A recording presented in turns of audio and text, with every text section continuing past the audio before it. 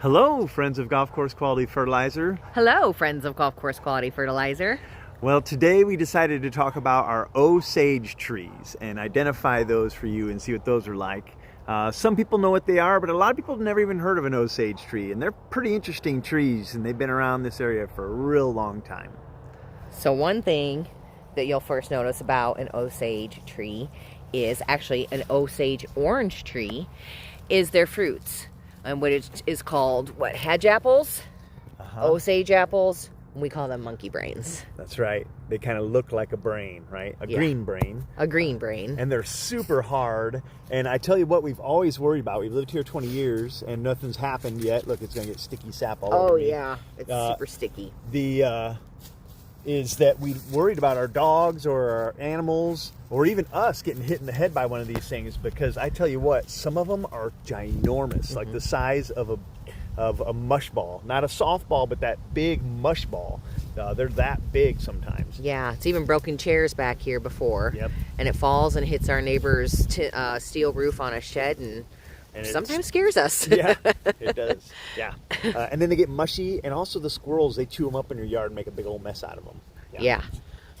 Another thing about Osage trees, which is pretty interesting, is they have nasty thorns. And so when they have to trim this to get away from the wires, boy, it's a nightmare. And I tell you what, thank goodness these don't drop limbs all the time. They're pretty hard trees. Actually, one of the hardest trees out there.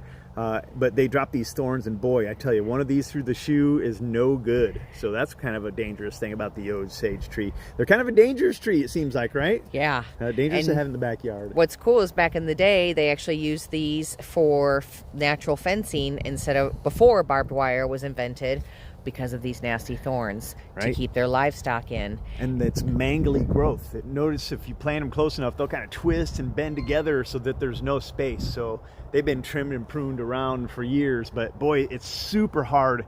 Once it actually even dies, that wood is so hard, it will spark a chainsaw blade on it. You'll just spark, and you'll ruin tons of chainsaw blades just trying to cut through it. It's so hard. Yeah, it's such a durable wood. The Native Americans actually used it for their bows. Their bow and arrows. Yeah, nice. that's pretty cool. That is pretty sweet. And you said it's like resistant to rotting? Yes. So that's crazy. They use it as fence posts, all that stuff. I mean, it's resistant. And you'll see, like, this has been dead for 20 years since we've lived here, and it hasn't changed one bit. It just doesn't rot away. It just sits there. And boy, when we have to burn some logs of it, it lasts forever. Well, thanks for listening to our little history lesson on Osage orange trees. Yeah, thanks for listening.